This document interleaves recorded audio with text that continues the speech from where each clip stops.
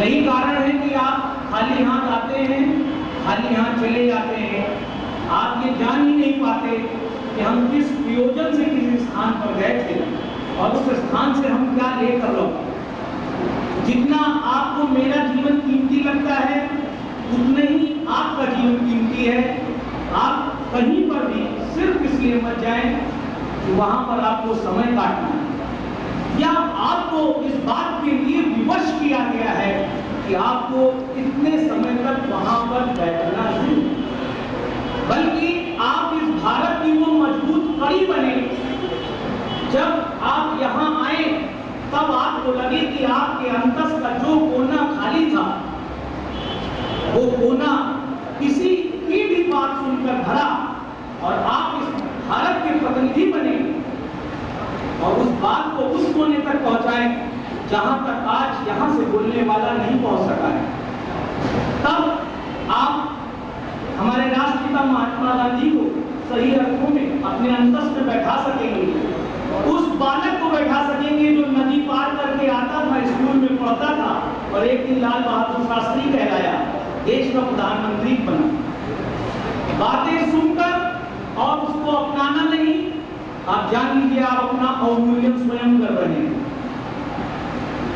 तो अभी मैं देख रहा था कि आप वास्तव में आपको शायद लग रहा होगा कि ये जो भी कार्यक्रम चल रहा है शायद इससे मुझे कोई मतलब नहीं, बल्कि ये आप ही के लिए है, क्योंकि देश की महिलाएं ज्यादा रक्तअल्पता से ग्रसित होती हैं, वो ज्यादा एनीमिक होती हैं, उनको रक्त की ज्यादा आवश्यकता है। इसलिए शायद इस कार्यक्रम ने आपको प्रतिनिधि बनाया। यहाँ पर लड़कों की उतनी संख्या नहीं है, तो आप उस महत्वपूर्ण भूमिका को अपने समझिए, क्योंकि मैंने तो बचपन से यही सुना था कि अगर एक माँ शिक्षित होती है तो वो पूरे परिवार को शिक्षित करती है। मैं समझ रहा हूँ कि अगर आप उस कार्यक्रम से शिक्षित हो गई तो पूरा समाज शिक्षित होने जा रहा है, क्योंकि आप विद्यार्थी हैं। एक संस्कृत का श्लोक है, ज्ञानसो विद्या विद्यासो धर्म धनसो मित्रम मित्रसो सुखम। तो सुख की प्राप्ति तभी समाज को हो सकती है जब आप उस सुख में भागीदार बने। जो कार्यक्रम आज यहाँ पर आयोजित किया जा रहा है उसके एक ऐसे हिस्सेदार बने कि कल को किसी भी पड़ाव पर कोई आपसे पूछ ले कि रक्तदान का मतलब क्या है, रक्तदान किया क्यों जाता है, रक्तदान करने से फायदा क्या होगा मुझको और मैं रक्तदान क्यों करूं। इस देश में तो खून बिकने लगा है, इस देश में लोग खून से पैसा कमाने लगे हैं, तो आपके पास वो सार्थक उत्तर होने चाहिए जिनसे आप उनको इस बात के लिए प्रोत्साहित कर सकें कि जिस देश में 1 करोड़ यूनिट रक्त की हर वर्ष आवश्यकता है और रखने की क्षमता सिर्फ 55 लाख यूनिट है, वहां पर 45 लाख यूनिट हम कहां से लाए। उस समय के लिए रक्तदान जरूरी होता है, केवल रक्त बैंक में रखने के लिए रक्तदान जरूरी नहीं। जब आप इनकार कर देते हैं कि हम रक्तदान नहीं करेंगे, तब उस बाहर खड़े वाले रिक्शे वाले को पैसा देकर किसी भारतीय को रक्त खरीदना पड़ता है, तब वो रक्त बिकने लगता है। जब आप ये नहीं समझ पाते हैं कि रक्तदान करने से हम किसी का जीवन बचा सकते हैं। हमने बचपन में सुना था कड़कड़ में भगवान होता है, लेकिन जब जब आपको भगवान बनने का मौका मिलता है आप नकार जाते हैं, आप पीछे हट जाते हैं, क्योंकि आप किसी का जीवन बचा सकते हैं। मुझे जब ये आदेश मिला कि मैं कुछ कहने आऊं तो मुझे बड़ा दुविधा थी कि मैं महान डॉक्टरों के बीच मैं क्या कहूँगा, क्योंकि मैं एक शिक्षक हूँ और शिक्षक को बोलने के अलावा और बातूनी होने के अलावा क्या आता है। ज्यादातर विद्यार्थी ऐसा मानते हैं कि उस टीचर के पास मत जाओ, नहीं तो पकड़ लेंगे तो छोड़ेंगे नहीं। ऐसा इसलिए है क्योंकि आपने अपने अंदर में इस बात को बैठाया नहीं। मैं अब अपनी बात आरक्षण से मुझे 10 मिनट तो मिलेगा, 10 मिनट से मुझे मिलेगा। आप ही जैसा वो व्यक्ति रहा होगा जिनका नाम अभी मैं बाहर देख रहा था, डॉक्टर हेनरी डुनांट लिखा हुआ है। वो आप ही की तरह अपने काम से जा रहे थे, किसी देश का उद्धार करने नहीं जा रहे थे। फ्रांस और इटली का ऑस्ट्रेलियन कंट्री से युद्ध चल रहा था, लेकिन उस व्यक्ति की आंखें देखती हैं, वो जा रहा था नेपोलियन तृतीय से मिलने, लेकिन उस व्यक्ति की आंखें देख रही हैं कि युद्ध में पड़े हुए सैनिक तड़प रहे हैं। उन घायल सैनिकों को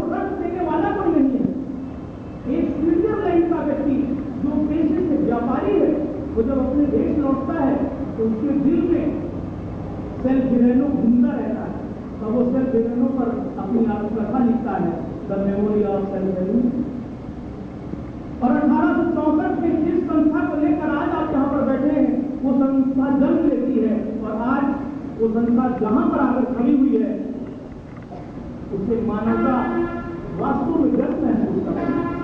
मुझे ये पता है, मैं नहीं जानता, क्योंकि मेरी जानकारी का 14 जून को लैंडस्टीनर नाम का व्यक्ति जिसने रक्त की खोज की थी, उस दिन वर्ल्ड डोनेशन डे मनाया जाता है। 8 मई को वर्ल्ड रेड क्रॉस डे मनाया जाता है। 1 अक्टूबर को जो रक्तदान दिवस यहाँ पर आप मना रहे हैं वो मना रहे हैं, लेकिन रक्तदान करने के लिए आपको में से किसी को पता है कि एबीओ ब्लड ग्रुप कहते क्यों हैं? क्यों कहा गया? क्यों नहीं इसे XYZ ग्रुप कहा गया? एक वहां पर भी आपको यह महसूस करना पड़ेगा। आज इस रक्तदान में आपको उन मानव की कहानी को समझना होगा जो मानव आप स्वयं बनते बैठे हैं। एक डॉक्टर एक मरीज को दौड़ा देखते चला जा रहा था, रास्ते में वो देखता है गाय मरी पड़ी है, उस गाय के रक्त से जो रक्त बह रहा है उसमें पीला पीला द्रव बह रहा है। डॉक्टर नहीं समझ पाया कि द्रव क्या है। वो चला जाता है, अपने मरीज को देखता है, लौट के आता है, अपने विद्यार्थियों का एक ग्रुप बनाता है और उस ग्रुप का नाम रखता है A, B और 0 ग्रुप। O ग्रुप नहीं कहता उनको, वो A, B और 0 ग्रुप कहता है और फिर उनके रक्त निकालता है, उन रक्तों को स्थिर करता है और उस पीले द्रव का परीक्षण करता है। और आपके सामने 1901 में मानवता का दूसरा पहलू सामने दिखाई देता है और लैंडस्टीनर ने पहली बार ये बताया दुनिया को कि A, B, O रक्त होता है। A रक्त क्या होता है, B क्या होता है, जिसको आप हम लोग 0 कहना चाहिए था, जिसको O रक्त कहते हैं, वो खोज उन्होंने दी। लेकिन अक्सर ये बात कही जाती है कि हम लोग चिंपैंजी से पैदा हुए। आपको मालूम है चिंपैंजी का रक्त समूह क्या है? कोई बताए? चिंपैंजी में सिर्फ A ब्लड ग्रुप पाया जाता है, गोरिल्ला में सिर्फ B ब्लड ग्रुप पाया जाता है। लेकिन आप मानव हैं, आप में सबसे बड़ी विशेषता A, B और 0 या O ब्लड ग्रुप नहीं है, A, B ब्लड ग्रुप है, जो इस पृथ्वी पर पाए जाने वाले सभी प्राणियों में सिर्फ और सिर्फ मनुष्य में पाया जाता है, जिसको आप सार्वग्राही कहते हैं। O को सार्वदाता कहते हैं। हम लोग मानव शास्त्र, क्योंकि मैं मानव शास्त्र से संबंधित हूँ, जब आप किसी से रक्त की बात करें तो मुझे ये पढ़ाया गया या मैं पढ़ाता हूँ कि O रक्त वर्ग जिसको होगा वो अल्सर से ज्यादा पीड़ित होगा, जो A ब्लड ग्रुप का होगा उसको कैंसर की संभावना ज्यादा रहती है, जिसका B ब्लड ग्रुप होगा उसको स्किन डिजीज की प्रॉब्लम ज्यादा होती है। इसके अलावा आज अध्ययन इस बात पर होने लगा है कि जिनका A ब्लड ग्रुप होता है, जिनका B होता है, जिनका O होता है, AB होता है, क्योंकि हर ब्लड की अपनी एक फ्रीक्वेंसी है। जब वो आपके दिमाग में, आपके शरीर में बहती है तो उस फ्रीक्वेंसी का ही असर आप पे ज्यादा पड़ता है। इसीलिए अक्सर कहा गया, आपने कहावत सुनी होगी, न जाने कौन सा खून का है ये, तो खून जब कहा जाता है तो उसका तात्पर्य केवल खून का नहीं होता है, वो उस एक स्पेसिफिक रक्त की विशेषता है जो आपके शरीर में A ब्लड ग्रुप बन के बह रहा है, तो दूसरे तरह का करंट पैदा कर रहा है। ये मैं केवल कपोल कल्पित नहीं कर रहा, क्योंकि आप भारतीयों के पास समय नहीं है शोध करने का, क्योंकि हम आप ज्यादा व्यस्त हैं, लेकिन विदेशियों के पास बहुत समय है शोध करने का। हम अक्सर इस बात को कहते हैं कि हमारे पास पैसा नहीं, इसलिए हम शोध नहीं कर पा रहे। लेकिन आप जिस रेडियो एक्टिव एलिमेंट की बात करते हैं, जब उस लेडी को, मैडम क्यूरी को भी शोध करने की जरूरत पड़ी तो इसी भारत की तरह उससे भी कहा गया कि हमारे पास पैसा नहीं है कि तुम शोध करो। उसको शोध करना था, उसने अपना घर बेचा, अपनी कार बेची और जर्मनी के शहर से बाहर जाकर एक कॉटेज बनाई। साइकिल से वो लैब आती थी, साइकिल से लैब आकर काम करती थी और मैडम क्यूरी, उनके हस्बैंड, उनके दामाद, उनकी लड़की, सभी को नोबेल प्राइज मिला। लेकिन हम लोग कठिन चीजें फॉलो नहीं करना चाहते। हम चाहते नहीं कि हम एक अच्छे समाज का निर्माण करें। रक्तदान जबरदस्ती कराना पड़ रहा है। रक्तदान के लिए आपको बार बार ये बताना अगर पड़ रहा है कि रक्तदान करने से आप एक व्यक्ति को बचा सकते हैं। आपकी स्वयं अंतस में अगर ये बात नहीं आ रही है कि हाँ हम बचा सकते हैं, हम एक व्यक्ति को रक्त दे सकते हैं, आराम से ऐसा तो नहीं था। पहले जब रक्तदान नहीं रक्तदान कोई आज की बात है, लेकिन पहले जो रक्तदान किया जाता था उस रक्तदान में किसी स्पेसिफिक व्यक्ति के लिए किसी स्पेसिफिक व्यक्ति को करते थे, जिसको कि आप डायरेक्टेड ब्लड डोनेशन कहते थे। लेकिन आज जब आपने HIV को जन्म दे दिया है तो आप डायरेक्ट ब्लड नहीं दे सकते। उसके लिए जरूरी है कि वो रक्त लैब जाए, लैब में टेस्ट हो और वहां से वो HIV फ्री हो। मैं डॉक्टर साहब का समर्थन चाहूंगा। पूरे वर्ल्ड फोरम ने मेरी इस बात को माना। मैंने कहा कि आप रक्त जिस बात की जांच करते हैं वो भी प्योर नहीं हो सकता, क्योंकि विंडो पीरियड में जब आपके अंदर HIV वायरस होगा तो वो इंक्यूबेशन पीरियड शो ही नहीं करेगा। और जब आप एलाइजा टेस्ट कराएंगे, हमारे देश में लाखों रुपया दूसरे बातों में खर्च करने के लिए है, लेकिन हमारे देश में PCR टेस्ट के लिए पैसा नहीं है। हमारे देश में वेस्टर्न ब्लड पेपर टेस्ट के लिए पैसा नहीं है। हमारे देश में अगर पैसा है सिर्फ 10 रुपए वाले टेस्ट के लिए पैसा है, जो रिलायबल है या नहीं है। कम से कम 3 बार वो टेस्ट होना चाहिए। मुझे नहीं मालूम अस्पतालों में कितनी बार होता है वो टेस्ट। और अगर एलाइजा टेस्ट में एक दो केस अभी ऐसे आए हैं जो मैंने पढ़े, हो सकता है कि आपके अंदर उसमें वो वायरस नहीं बताता है, वो एंटीजन एंटीबॉडी टेस्ट बताता है। जब एंटीजन एंटीबॉडी टेस्ट बताएगा तो जब उसमें वायरस दिखाई नहीं दे रहा है तो आपको HIV फ्री है। जबकि आलोक चांडिया को HIV है। अगर कहीं को इस तरह से इन्फेक्टेड लोगों के साथ रहे और आपने आज अपना रक्तदान शिविर किया और रक्तदान कर दिया और मेरा रक्त के लिए उसी में रख दिया गया, तो रक्त रखा रहेगा, लेकिन उसमें वो वायरस भी है जिसमें एलाइजा टेस्ट के कारण पता नहीं चला। डॉक्टर साहब जानते हैं, आप जानते हैं कि PCR टेस्ट वो टेस्ट है जिससे अगर आपके बॉडी में एक भी वायरस होगा तो वो बताएगा कि इसमें वायरस है। आज अगर किसी को अगर चढ़ाया गया 3 महीने बाद इंक्यूबेशन पीरियड में वो वायरस जनरेट होगा। जिस व्यक्ति को कुछ भी नहीं मालूम था वो HIV पॉजिटिव होगा। वर्ल्ड फोरम ने मुझसे पूछा इसका सलूशन आप क्या पाते हैं? मैंने कहा जब भी रक्तदान किया जाए, अगर आज की तारीख 2 अक्टूबर 2012 है तो आज यहाँ बैठे लोगों का एलाइजा टेस्ट होना चाहिए। उसके बाद जितनी भी स्थितियां आपको बताई गई हैं, संक्रमित सुई, अनियमित यौन संबंध, मां से बच्चे को ब्लड ट्रांसफ्यूजन, सभी में 3 महीने का आप अक्षर सा पालन करें और फिर अपना एलाइजा टेस्ट करें।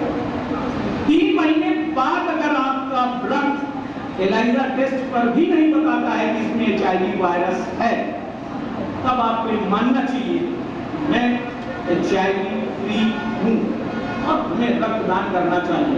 हमसे कहा गया एक बड़ा लंबा प्रोसेस है। हमने कहा प्रोसेस जरूर लंबा है, लेकिन एक बार अगर आप इस राष्ट्र को सोच रहे हैं, इस राष्ट्र को कुछ देना चाहते हैं, तो एक बार तो किसी को प्रोसेस अपनाना पड़ेगा। हम भारतीय डरते हैं अपना HIV टेस्ट कराने में कि ऐसा ना विकल्प है। वैसे भी ये संस्कृति प्रधान देश है और विश्व में तीसरे स्थान पे, ये तो खुशी की बात है। तो जब आप रक्तदान करें, आप इस बात का बहुत ध्यान रखें। आप रक्तदान करने में, जैसा डॉक्टर साहब ने बताया, हर 3 महीने में कर सकते हैं। रक्तदान करने से सिर्फ आपका ब्लड ही नहीं लिया जा रहा, आपका उसमें अगर आप प्लाज्मा चाहते हैं, अब तो ऐसी टेक्निक्स डेवलप हो गई हैं कि हमें आपका रक्त चाहिए ही नहीं। मैंने PGI में देखा कि प्लाज्मा चाहिए था, उन्होंने एब्रेसिस कहते हैं और उन्होंने लगा दिया और प्लाज्मा जो था वो चला गया और ब्लड जो RBCs था वो वापस शरीर में आ गया। तो आपका रक्त भी नहीं यूज हुआ और प्लाज्मा जो प्लेटलेट्स, जो उसमें प्लेटलेट्स जरूरत थी, प्लाज्मा जरूरत था, वो चला गया। आप डोनेशन कर रहे हैं वो होल ब्लड डोनेशन कर, जिसमें आप कई लोगों को बचा सकते हैं। आपका प्लाज्मा काम आ सकता है, आपका प्लेटलेट्स काम आ सकता है। कितने लोग, अगर मैं कल न्यूज में देख रहा था, डेंगू से मरने लगे। तो अगर आप डेंगू से समाज को बचा सकते हैं सिर्फ स्वैच्छिक रक्तदान से, तो ये इससे उत्तम बात कोई नहीं हो सकती। हम सभी भारतीय हैं, वी पीपुल ऑफ इंडिया कहते कहते हम लोग 60 साल और 65 साल के हो गए, बट आज तक हम लोग पीपुल ऑफ इंडिया नहीं बने। हमको लगता है कि जब भी आप बात करते हैं, जब हम किसी से रक्त मांगते हैं, कि हमारे कॉलेज में भी परसों रक्तदान शिविर लगेगा भी, सबसे पहले बच्चे ये भागते हैं कि अरे भाग लो, हमें देने की जरूरत क्या है, और वो झूठ बोलना शुरू करते हैं कि परसों ही सर में लेके आए, अभी पिछले हफ्ते मैंने दिया था। आप क्योंकि तकनीकी बातें आपको और गणमान्य लोग बताएंगे। मेरा काम सिर्फ ये है कि आपको परामर्श दूं। एक शिक्षक का ये है कि वो आपको बताए कि हम अच्छा और बेहतर कर क्या सकते हैं। एक शिक्षक ये बताए कि अपने समय की कीमत समझो। एक शिक्षक आपको ये बताए कि आपके शरीर में क्या है। आपको गौतम बुद्ध की वो कहानी याद है कि एक व्यक्ति जब भीख मांग रहा था तो उन्होंने कहा भीख क्यों मांग रहे हो? उसने कहा मेरे पास पैसा नहीं। उन्होंने कहा ठीक है, तुम अपने दोनों हाथ दे दो, हम तुम्हें इतना पैसा देंगे। तो उसने कहा हाथ दे देंगे तो फिर काम क्या करेंगे? तो उन्होंने कहा कोई बात नहीं, तो उनकी दोनों आंखें दे दो, तुम्हें इतना पैसा दे देंगे। उन्होंने कहा आंख दे देंगे तो रास्ता कैसे देख पाएंगे? तो उन्होंने कहा अच्छा दोनों पैर दे दो। तो उन्होंने कहा पैर ही दे देंगे तो फिर बचेगा क्या? तो उन्होंने कहा जब तुम्हें पता है कि सबकी इतनी कीमत है तो फिर तुम भीख क्यों मांगते हो? अगर आपको पता है कि आपके शरीर में इतनी इंपॉर्टेंट चीजें हैं जो कि 120 दिन में मर जाएगी, लाख रक्त करेगा 120 दिन में मर जाएगी, तो मरने से पहले दान कर दो। जैसे शरीर दान करते हैं ऐसे अपनी रक्त करेगाएं दान कर दीजिए। मैंने जब अभी 12 नवंबर को 130 लोगों के साथ बॉडी डोनेट की अपनी, तो मैं कह रहा हूँ मेरे माता पिता नहीं खुश हुए, क्योंकि उन्हें लगा कि अब हमारा लड़का जो है वो जलाया नहीं जाएगा और उसको चीरा भरा जाएगा। अगर इस राष्ट्र को हम महसूस कर रहे हैं तो यस, हमको खड़ा जाए, हम पे शोध हो जिसमें इस राष्ट्र को एक मजबूत दिशा। 120 दिन पहले जब आप मातम मना रहे हो रक्त कणिका का अपने शरीर के अंदर, तो उससे पहले जरूरी है कि आप 3 महीने पहले, 90 दिन पहले, जैसे कसाई को लोग मरने वाली बकरी दान कर देते हैं, ऐसे आप अपनी रक्त कणिकाएं दे दीजिए। ये समाज को फिर एक नई दिशा देगी, एक नया काम देगी। इससे एक अच्छे समाज का निर्माण होगा। भारत माँ जिसे आप कहते हैं, उस माँ के लिए उसके बच्चों का एक नैतिक सहयोग होगा जो कि आज तक हम लोग नहीं कर पाए, क्योंकि हमने कभी ये तो माना हम सब भारतवासी हैं। यहाँ जितने लोग बैठे हैं कि भारतवासी, बट हम भारतीय नहीं बनते। बहुत कोशिश करते हैं लेकिन बन नहीं पाते।